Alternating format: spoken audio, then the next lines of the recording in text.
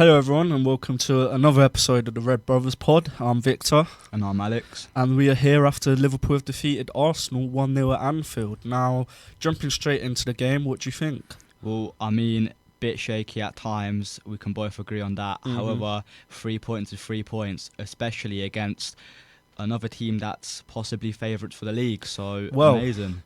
You know, they're pretenders for the league. They're the people that want to take the title off us. So, you know, like you said there, obviously it was definitely a difficult game at times. But that's what winners do. They win and losers make excuses. So Yeah, of course. it was good to see that we were on the winning side again. But yeah, just going back to it, obviously massive game right at the start of the season. Yeah. You know, after going away to Newcastle last weekend, or Monday, should I say, you know, that's two difficult back-to-back games, obviously. So it's great that we've got 9 points out of 9, and I think that a lot of our worries from the first two games were sort of turned down after that game because we looked good defensively. I mean, a lot of people just see that and might think shaky Liverpool game, they scraped the win. However, I see it as not only bragging rights, but also a big 3 points against a giant side. It's a championship 6-pointer. Exactly, and also it just states our name that we are yet again going for that number one. That's what I just said there. It's a massive statement to make right at the start of the season,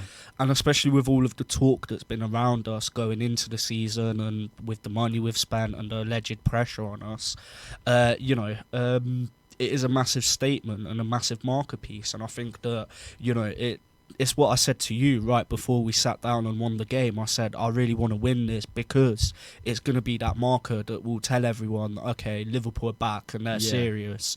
And again, if you couldn't tell that by the first two games, then now you definitely can. And, you know, to me, it's what's brilliant about this start of the season is we've displayed so many different ways we can win a football match in, whether it's subbing on a 16-year-old to score a last-minute winner or score a worldie free kick. We have the individual quality in each position on the pitch to make a difference, and that's what we've been seeing. When collectively as a team we've not been playing at the highest level over the first two games at least, you know, it was the individual moments that dragged us out. You know, the Chiesa goal, which was a lovely finish, the Salah goal in the Bournemouth game. Again, you look back at Newcastle, the Rio and Gamora goal, obviously, and now the Szoboszlai one. So I think that it's definitely sort of looking at the quality that we have, and it really highlights that, if you see where I'm coming from. Yeah, I do, and I think that we've always had a good team. Liverpool have always had a good squad. However, we've never had that super squad, the best squad, which is something City always had over us. And that's always what City had that we lacked to push them over the edge, to get that one final point to beat us time and time again. 100%. So now that we've got that super squad, that, don't get me wrong, I'm not saying that we haven't had a good squad. We've always had good teams. However, now this is finally the best squad in the league. So yeah, 100%. If you go position by position, it's some of the best players in the world, and if not the world, in the league. So yeah, I think you're 100% right. And, you know, like you said there, and this is something that I alluded to a long time ago when we was in them original title races with City, is that people said to me, how will spending more money like get you closer by that 1 point that you missed out on? And it literally is like moments that make a difference. Turning a 0-0 into a 1-0, turning a 1-0 into from the opponent to a 1-1 to when us. you have these players, they give you that individual quality, like a free kick or 16-year-old scoring the final minute goal. It's what we've lacked. We've been a good team and we've played together well, which is how we win games. But often I think we lack that final element with that player quality to get us over the edge. Again, it depends, because obviously Salah was that main figure for us last season, and he was obviously providing lots of bits of quality. But you're right, I think that it wasn't spread across the team. It was really Salah, Diaz and Gakpo that sort of took a lot of the workload and the moments, if you'd like. But yeah, I mean, again, it just diversifies us as a team and what we can do and how we can shape up. And even for Slot and his substitutions, it makes it so ideal because we can rotate the team to exactly what needs to be happening on the pitch for us to get the result. And just wanted to touch on what my favourite part of the game was, of course, other than the goal. And it was Curtis Jones being brought in. And, at first, I think we would have both comfortably said we wanted Maka to start, but clearly he wasn't up to scratch.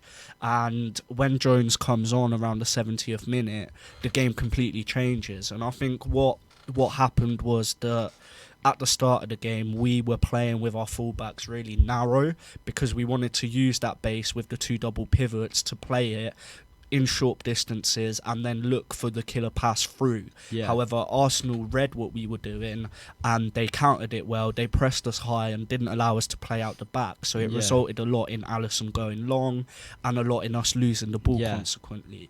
Now, what then happens in the second half is we push the fullbacks a lot further forward and central. Now, that's why we saw Szoboszlai a lot of times in that central, almost playing as a 10 from right back. At one point, I thought Wirtz got subbed off because of Szoboszlai's position. Yeah. But that's what Slot did. He brought the full-backs in and basically made the gap between the midfield and the defence bigger to give more time to play out from the back.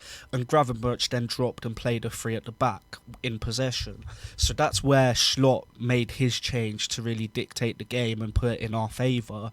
But most importantly, the substitution of Jones for me, because I agree. the way, again, this is something so underrated and why talking to people that don't watch football is pointless, because if you look at his stats or whatever, it wasn't a crazy game, but when you look at the attributes and the quality that he provides in the game, that's what makes the whole difference, because we couldn't get through the middle.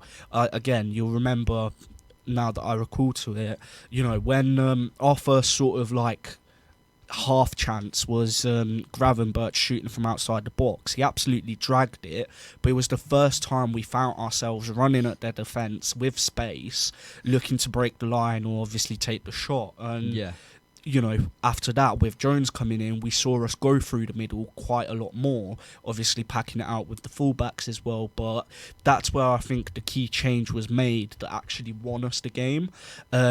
Because if the game continued as it was prior, we could have lost it. Yeah.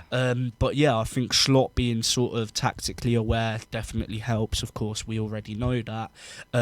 But yeah, it obviously changed the game massively. Jones comes on, and with one of those runs that we talk about with carrying the ball up the pitch, he gets fouled by Zubimendi, which then obviously Szoboszlai scores from the free kick. So that was personally my favourite part of the game.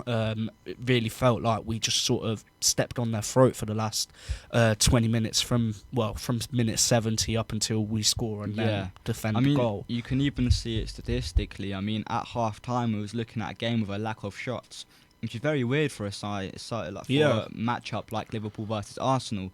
Usually tends to be a lot of action back and forth. But again, you got to give credit where it's due. They do have the best defence in the world, in my opinion, if you look at the individual quality. And not only that, if you look how tactically aware they are and how well they play as a unit, I think they are one of the best in the world, if not the best. So for me, it was never going to be a game where we create loads. It was going to be a game where we needed to take our chances, and we didn't.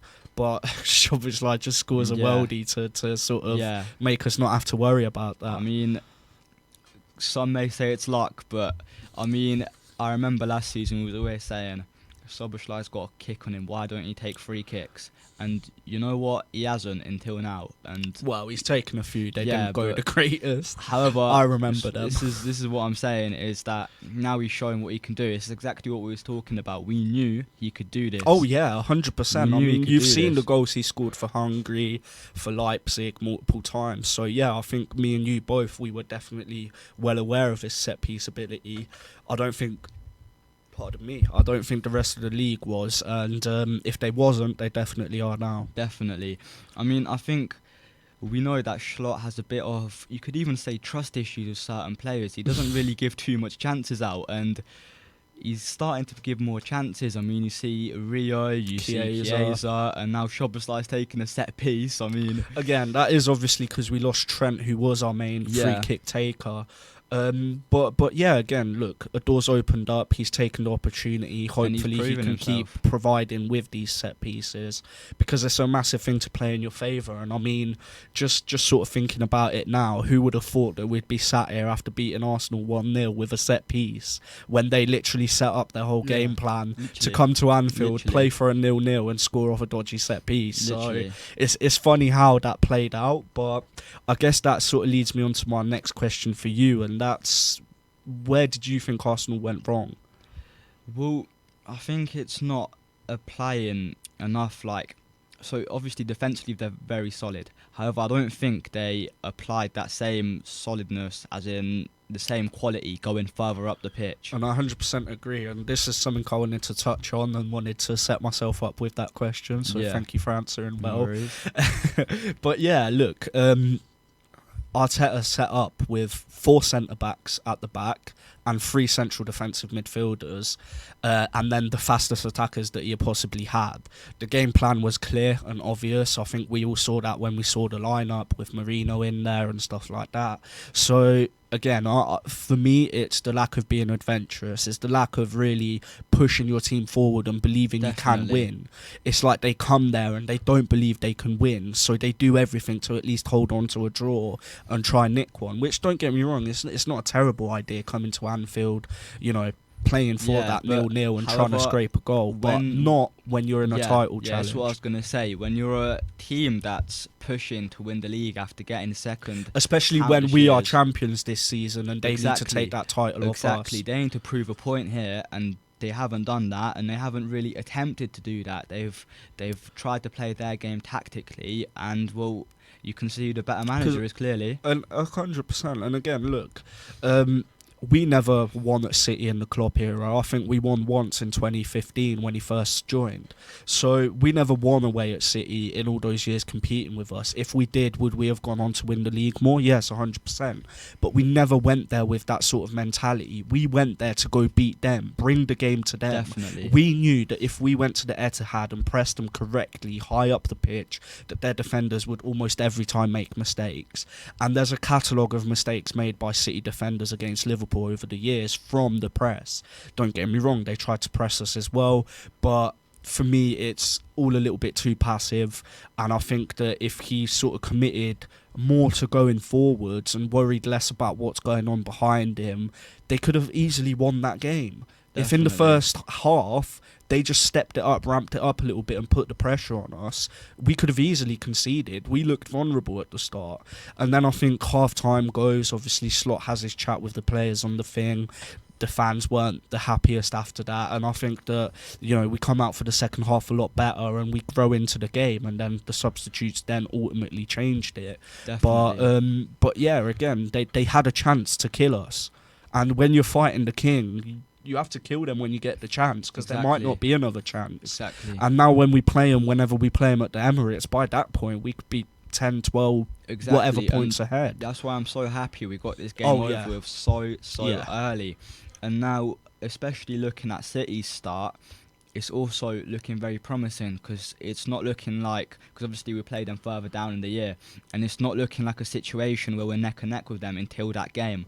So let's hope that we can gain that early lead before more the big games. Yeah, 100%. But again, I have this crazy confidence going into this season that I feel like we can win everywhere and anywhere, and I think that, something that surprisingly we've not touched on yet, Liverpool have signed a new number 9 for, what was it, 135 million? I mean, right, I had some doubt that it was happening this window. That's all I'm going to say. I thought it's happening in January. Okay, interesting. Because I thought with the amount of time that we've been kind of expecting him, it's never got announced. We never got nothing, no post from Fabrizio Romano. All we know is that... Oh, there was posts. They were just saying the same thing. Yeah, that's what I'm saying. There was no new news. 100%. We're just getting told the same thing. Newcastle doesn't want him, and wants him, doesn't want him gone, and Isak doesn't want to play for Newcastle. But then so again, I mean, what was reported was that Newcastle looked to bring in replacements before even thinking about letting Isak go, and that now makes sense because they bring in that German striker from Stuttgart, which is again when the Isak interest started really heating up again, and then the reporting was that they want to bring in another forward before letting Isak go, and right as we bring in Isak, they brought in Wissa. So the way that Romano especially said it would play out did actually end up being the way it played out, but I think there was a lot of circumstances and factors that changed. Because, look, by Liverpool standards, we'd want him for the first game of the season. But the fact that we play him in the third game of the season, that could have changed and altered what we can and can't do, or what Newcastle will and won't do. So there's so many factors that play into it. However, I always believed we'd go back in for him because, A, you saw what happens when Ekatike comes off. We have no focal point, no way of holding the ball up, and we really, really struggle. We look poor as a team. So that's point number one. Point number two is we sold Núñez, and I don't believe a club as well run as Liverpool, because let's be honest, we are probably one of the best run clubs, because when you look at the fact that we've managed to win what we've won with the money spent, and then we've managed to save so much on PSR to then go have this £500 million window, I'd say we are pretty well run. Yeah. So I thought we were way well to run to go into the season with just one forward competing for 4 trophies. So whenever that first Isak bid was official for 110 mil, I always knew we would come back. I just knew it was a matter of waiting on Newcastle to see what happens with them, and obviously it all played out as it was meant to for both teams. And also hearing not much news for Newcastle in signing a new striker also gave me that bit of doubt. That's why I thought it would be in January, because I thought Isak's gonna force the move, and Newcastle weren't going to let it happen, and he's going to keep skipping trainings, and eventually he's going to be like, right, well, this window's over, so I might as well play. And he's going to play until January, and then we're going to sign him. And I see where you're coming from, but at that point, look, I don't believe Isak does all of that stuff that he does with the not turning up to training, with the social media post and burning all those bridges without having an understanding that Liverpool will come in and get him this window, because you don't burn bridges like that without having that information. That's also true. Because if we all of a sudden turned around and said, nah, you know what, not doing it anymore, what position does that leave him in? Because no other club in the world can afford him at the minute. And that's my point. Or no other club needs a striker. But one scary thing is it might be a little bit of like stress coming in. Is like what other clubs can see what he did to Newcastle, and how he kind of treated them to try force a move. And other clubs like Real Madrid might try to take advantage of that. So let's say Isak has 2-3 seasons, and he's like, all right, well, I've had enough here. Might go Real Madrid, for example, or another big club that sweeps in. But then again, if they want to pay us 200 and whatever mil for him, go for it. Take it. You know what I mean? So I see where you're coming.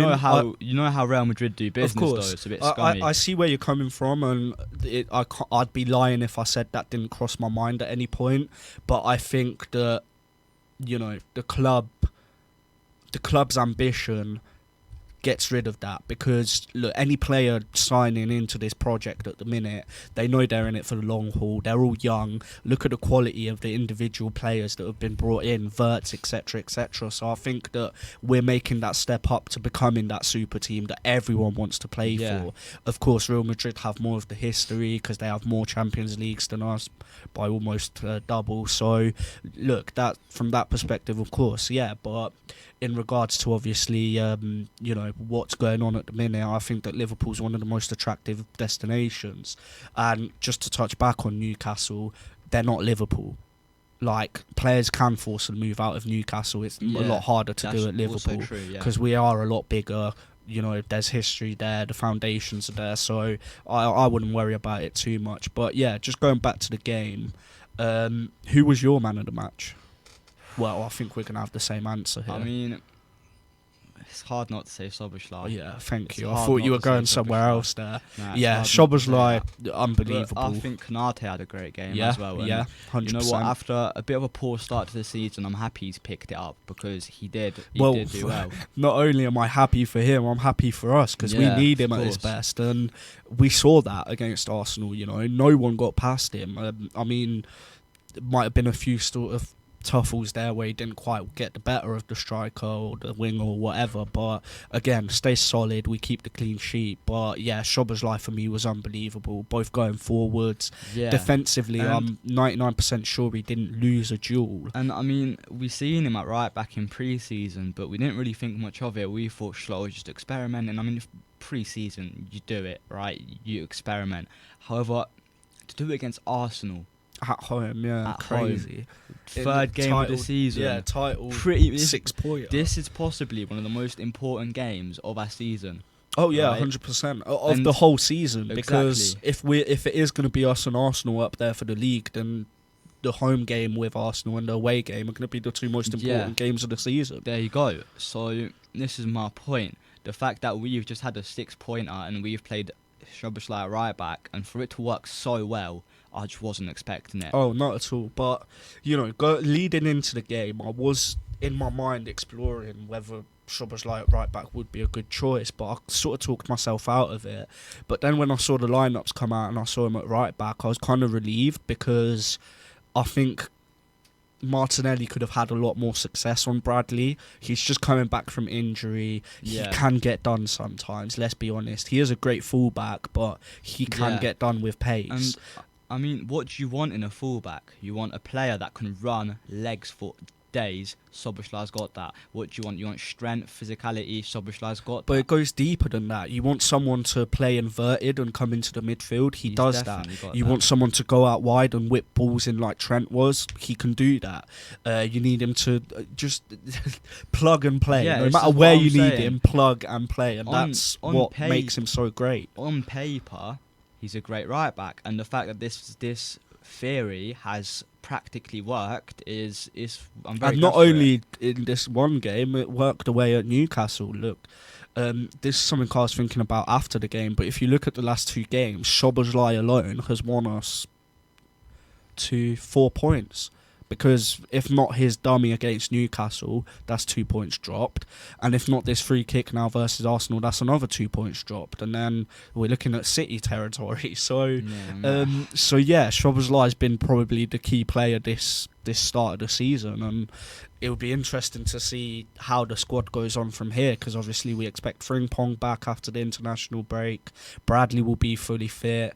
Gomez will be back. So the options will be there. So we'll have to see what happens next. But to know that if all of our right backs are gone, we can put him in there and he plays that well, it puts a lot of peace in your mind, don't it? Yeah, and I mean, you're totally right. However, also international break, as we know, can bring many injuries. 100%, yeah. And with our defensive kind of depth, we could say, it is slightly concerning because I think we have some players who are good, but they're not that that winning type of But players. what position are you referring So, to now? For example, Gomez, right? I think he's got sometimes a mistake in him.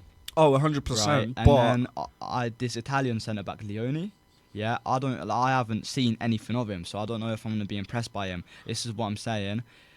I would have felt much more comfortable going into this international break knowing we've got Gahey on our hands. 100%, but look, it just wasn't possible. Glasner was going to Yeah. go off if Gahey left, so obviously from Palace's perspective, That was petty, yeah. crazy. But you have to understand him. They've lost Eze, they've lost all these players over the years, Elise, and now they're going to sell their best centre back on deadline day, And their not get a captain, and not have a replacement. I don't blame him. You know, as a manager, you would probably feel the same way because Yeah. your tools are literally getting taken out of the toolbox whilst you're working.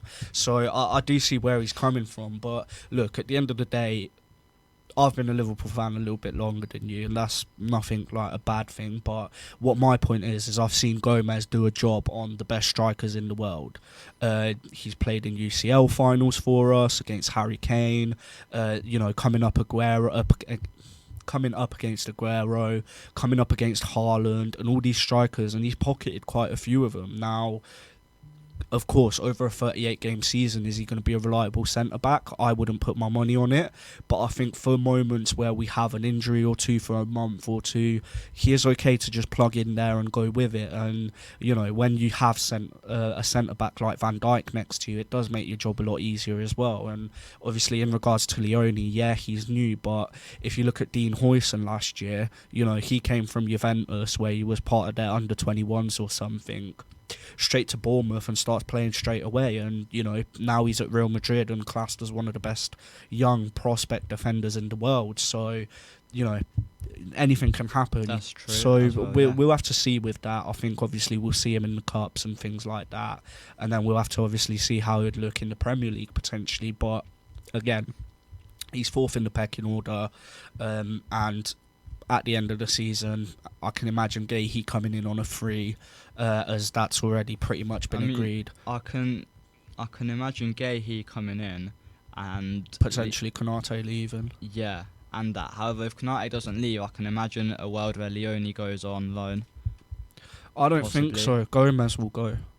Okay, yeah, or that Gomez. Yeah, I think that is true. We've been in talks with Gomez leaving for like 3 windows in a row now, so I can imagine he'd go, and then yeah, obviously it refreshes the squad, it keeps it younger, and I think that's obviously an important thing as well, to keep adding quality, but then bringing the age down, so you have that longevity that in 5 years' time we're still going to be a really good side. And I think again, credit where it's due, that's what Arsenal have done really well. They built a team that has really young players in it that are off high level, and that's what I mean. They can be competent that's what over Chelsea years. are trying to build as well. Yeah, but I don't even want to think about Chelsea.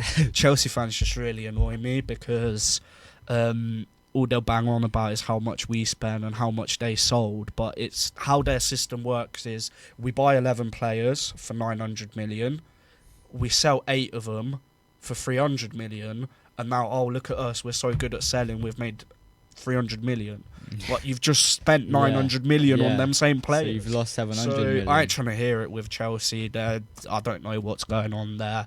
They were very lucky against Fulham not to lose. So I don't personally see them as a long-term contender, because I think in a league format, they're just not good enough. In a tournament format, different story. I think they're really well built for tournaments like the Club World Cup, which was a good demonstration. But over 38 games, I don't necessarily think there'll be a problem. Yeah. Now, I think it's about the time that we jump into some player ratings. Yeah, well, starting off with Alisson, I mean, did he even make a save? That's what I'm thinking. I can't but remember. Then, when I did my Newcastle post-match reaction, I gave Alisson a 6.5, I think, or a 7, because he didn't make many saves. And then I actually watched a bit of the game back, and he pulled off some worldies.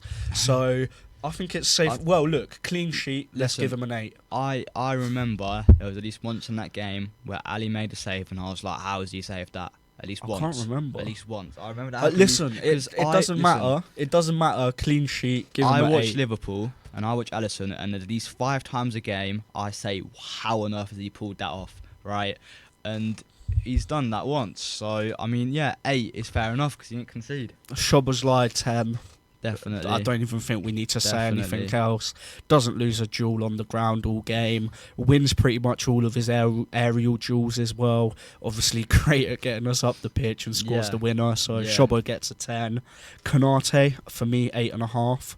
I think very, very strong, a lot better than the last few weeks. I agree. And yeah, back to sort of hopefully his best. Van Dijk next to him, I think he gets a 9. Yeah. The reason why I'd give him that 0.5 higher is because his playing out from the back was a lot more effective. He was drilling those balls. Yeah, exactly. He was drilling those balls into midfield, hitting the diags, and you know, doing what Van Dijk does, controlling the whole play from the back. And that's something that, you know, a lot of people don't pay attention to. They don't even consider it. Yeah. Because they don't play football.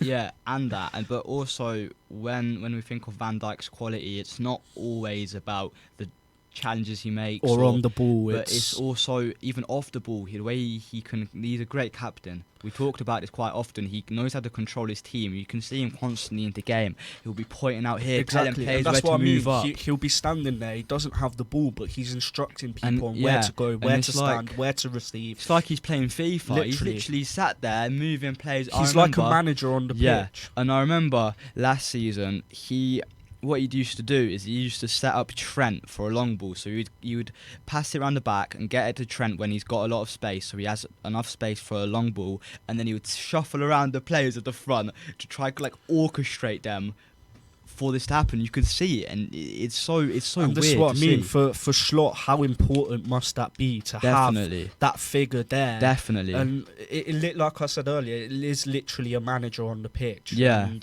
And yeah, fair play to him. Keep it up. Now, Kirkez, I think he played really, really well. I agree. Don't get me wrong, Madueke got the better of him speed-wise, but every single time Madueke got in front of him, he'd get back in front and clear the ball. And even when Madueke gets shots off, he was blocking every single one of them.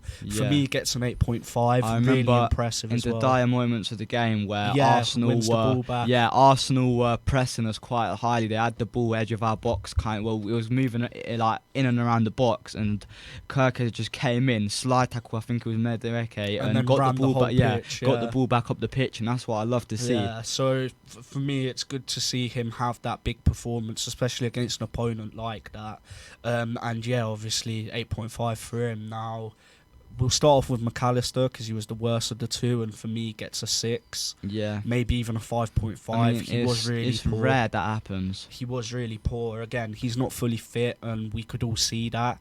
His passing was slightly off. His positioning was slightly off. His challenges were slightly off. It happens. I'm sure when we're back from internationals, he'll be back up to scratch. But yeah, not a great performance here. But Gravenberch, on the other hand, for me, gets an 8 because great at destroying play. Yeah. Great at, again, we got to see the Gravenberch turn how again. Many times? Again and again. And yeah, it's brilliant. But that's what I mean. He just creates those almost just pockets of space for himself to just relax, slow the team down, slow the play down, and then pick the tempo up when we're ready to do so. So yeah, for me, he gets an 8. Now Wirtz, I think he was a lot better. I think he's played better. Sunday. He's picking it up again, and not again. So a lot of people look at his performances and think he doesn't really play great. However, I think it's hard with a team with so many stars that are all shining. It's hard to shine along with them when there's players taking the spotlight. The spotlight can only be on so many players at a time. So obviously Wirtz, people expect good things from him, but people expect good things from literally every player on that team. But it's not necessarily that. It's because he's the most expensive British transfer ever. Of course, not anymore with Isak coming in. But look, that expectation's going to be there because of the price tag. But at the end of the day, people are also expecting 6 goals and 10 assists every single game. Yeah, exactly. Just because of the price tag, which is unrealistic. Yeah, it's unrealistic. But again, it's something where if you actually watch and play football, you understand. It's the little moments of magic, the little touch, the little dummy, the little shimmy that gets the defender off, the little whipped pass that he'll play where, he's curving his whole body to play that ball with a curve and things like these. So it's just the bits of individual quality that he provides. This is what I'm saying, because people that don't watch football, even the media, they'll make it out. They'll look at his stats, make it out as if he's had a poor game because he ain't got, like you said, 6 goals, 10 assists. Which is just not how it is. If you watch the game, you see what he's actually on. You see what he's doing. You see the quality. I think first half he was poor, but second half was really, really good. And obviously, he nearly forces a goal for us with the tap in from and who was it? Ekitike. And right before the free kick as well. He showed a lot of good shots that got that's blocked. What I mean. Like the one that was disallowed by Ekitike, I'm pretty sure he flicks it over his head and then half volleys it. Yeah. Of course, it was at the keeper, but he still parries it in front of him. That's dangerous. So, look, again, international break, he's got some time now to just cool off, go back to Germany, play with the internationals, obviously, and then we'll hopefully see more and more even when he's back from there. So moving on to Salah now, 6. Yeah, I It wasn't mean, great. it's a bit of a shame he hasn't really gone off to a good start this season. I mean, he's got a goal and assist, but it's also The performances. the performance. But again, look, Salah is a moments player. Yeah, that's true. You know, he's not a player that's going to look insane for 90 minutes of the game, and I think that that's fine, as long as he keeps providing those moments, and that is the most important thing. Yeah, you know, and when gets the assist for the winner at Newcastle, scores the goal to finish it against Bournemouth, and yeah, look, that is a little bit of what Salah's like, but his overall performance has dropped from even when he wasn't performing. Yeah, and when he doesn't provide moments, you can see he hasn't had as good of a game as we expect Salah to have. But it's fine. We still win. He still chips in. It's no problem at all. Ekatike for me gets a 6. Yeah. Of no fault. Well, he wasn't anything special. But he also didn't do anything. He was working hard. Yeah. He also didn't do anything wrong. So that's why he gets a 6. Gakpo for me. It's hard with Gakpo. It is, but I've loved him this season. Because he's, again, with Gakpo, he's just been so great at getting us up the pitch, the little sort of pirouettes and Cruyff turns and all these little tips and tricks, all these little tricks to get around the corner and things like these, you know. So I value Gakpo very highly in the team, and I think he'll get a 6.5, just 0.5 higher. But yeah, moving on to some of the substitutes. The first one I want to bring up, Curtis Jones. I think he deserves a 7.5. Yeah, I think I'll give him an 8. I think because I think he changes the game. I think if a sub has obviously he didn't get a goal contribution, but if a substitute has the ability to come on and change the game, change the tempo, exactly that value. I mean that shows that he deserves 100% a higher rating. And also Chiesa and Endo came on, but again didn't really play that much. I think Endo does what Endo does best. Keep the ball at the net, and I liked some of his clearances, his challenges. He's brave, and he just gets stuck in. I love it. Yeah. So Endo gets a 7 for me. I think that who was the other sub? Chiesa 6, just didn't do much, but didn't do nothing wrong either. And then Joe Gomez came on, and I think that's all the subs now, so he can get a 7 for me. Reason why, I think that he came on and you didn't see the drop between him and Konate. And I thought that aerially we're going to struggle now that Gomez got subbed on, but he held his own and he won his duels, and you know, we win the game, so keep the clean sheet most importantly. So 7 for me. And that just leaves us with the final thing on this pod, the Arne Slot rating. 10. 10. No two ways about it. Masterminded a set piece win against Set Piece FC. On that note, thank you for tuning in, guys, and we shall see you after the international break. Thank you.